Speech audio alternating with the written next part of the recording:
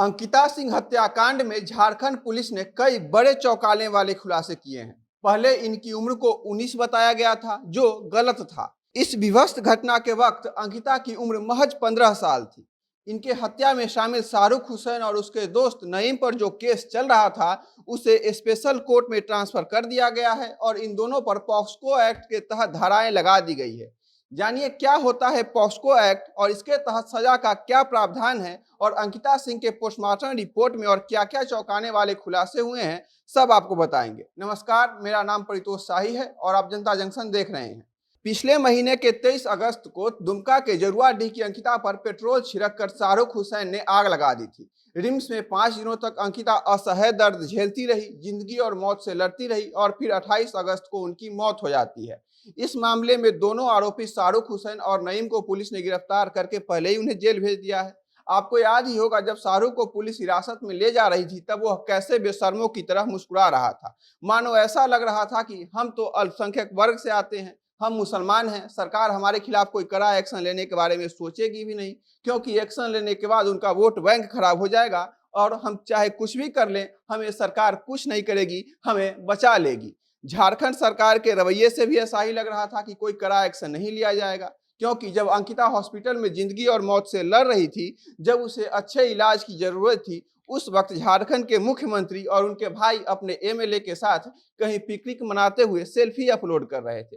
बाद में जब मामला बढ़ा, जब बीजेपी ने सरकार के संवेदनशीलता पर सवाल उठाने शुरू किए और बड़े बड़े हिंदू संगठन और स्थानीय लोग जब सड़क पर उतरने लगे, तब जाकर झारखंड सरकार के स्वास्थ्य मंत्री इस मामले में हरकत में आए। पोस्टमार्टम में आई रिपोर्ट में एक बड़ा खुलासा हुआ है, जिसमें कहा गया है अगर अंकिता को उसी वक्त एयरलिफ्ट करके दिल्ली लाया जाता, जहां इलाज की विश्व स्तरीय व्यवस्था है, यहाँ के डॉक्टर्स अगर अंकिता की देख रेख करते, उसकी निगरानी करते, तो शायद उनकी जान बचाई जा सकती थी। लेकिन सरकार को जनता के जान की परी ही कहाँ होती है। उन्हें तो बस सरकार गिराने और सरकार बनाने भर से मतलब है। अंकिता को पहले केस में 19 साल की बालिक लड़की बताया गया था, पर बाद में उसके स्कूल में अंकित जन्म तिथि और 10th के सर्टिफिकेट में दर्ज जन्म तिथि के आधार पर पता चला कि उसकी उम्र अभी 16 वर्ष से कम है। ऐसे मामले में अब धारा 307 को हटाकर 302 और 120 बी 34 के अलावे पॉक्सो एक्ट यानी the protection of children from sexual offence की धारा 12 को जोड़ा गया है। इस एक्ट को यौन अपराधों से बच्चों को संरक्षण देने के उद्देश्य से बनाया गया है। इस एक्ट के तहत नाबालिग के प्रति यौन उत्पीड़न और यौन शोषण जैसे घृणित अपराध और छेड़छाड़ करने के मामले में कार्रवाई की जाती है। इस कानून के तहत अलग अलग अपराधों के लिए अलग अलग सजा का निर्धारण किया गया है। इस एक्ट के तहत 12 साल तक की बच्ची के साथ बलात्कार करने वाले दोषियों को मौत की सजा सुनाई जाती है। पॉक्सो एक्ट के तहत दोषियों को न्यूनतम सजा 7 साल और अधिकतम उम्र कैद की सजा दी जाती है। 16 साल से कम उम्र की बच्ची के साथ दुष्कर्म करने वाले बलात्कारियों की न्यूनतम सजा हाल ही में 10 साल से बढ़ाकर 20 साल कर दी गई है। अंकिता की उम्र 16 साल से कम थी, तो इन दोनों आरोपियों को 20 साल की सजा हो सकती है।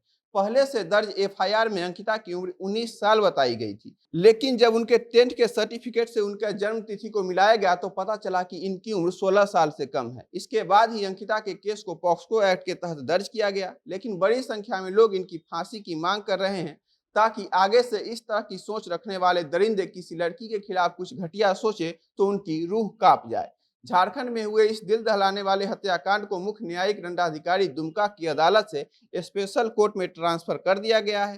स्थानीय पुलिस अधीक्षक ने बताया कि लोग इस मामले में जल्द से जल्द सुनवाई के लिए जगह जगह प्रदर्शन कर रहे हैं और उनका प्रदर्शन करना जायज भी है। इसीलिए अंकिता हत्याकांड की सुनवाई एकदम जल्द से जल्द हो, दोषियों को जल्द से जल्द कड़ी से कड़ी सजा मिले, इसलिए हमने इस केस को विशेष अदालत में ट्रांसफर कर दिया है। राष्ट्रीय महिला आयोग इस मामले में सक्रिय हो गई है। उनकी फैक्ट फाइंडिंग टीम ने पीड़िता के परिवार से मुलाकात की। महिला आयोग की लीगल काउंसलर शालिनी सिंह, जिन्होंने अंकिता के पिता से इस मामले में बातचीत की, उन्होंने अभी तक इस मामले में कोई खुलासा नहीं किया है। उनका कहना है कि वे सारे रिपोर्ट को महिला आयोग को ही सौंपेंगी। शालिनी ने यह भी कहा कि शाहरुख हुसैन और नईम नाम के 2 हैवानों ने जिसने इस घटना को अंजाम दिया है, उसे फांसी से कम सजा नहीं मिलनी चाहिए। जब इस मामले को स्पेशल कोर्ट को सौंप दिया गया है, तो उम्मीद करते हैं कि जल्द से जल्द इन दोनों राक्षसों को अदालत कड़ी से कड़ी सजा सुनाए। कैमरे के पीछे हमारे सहयोगी हैं विशाल। बहुत बहुत धन्यवाद।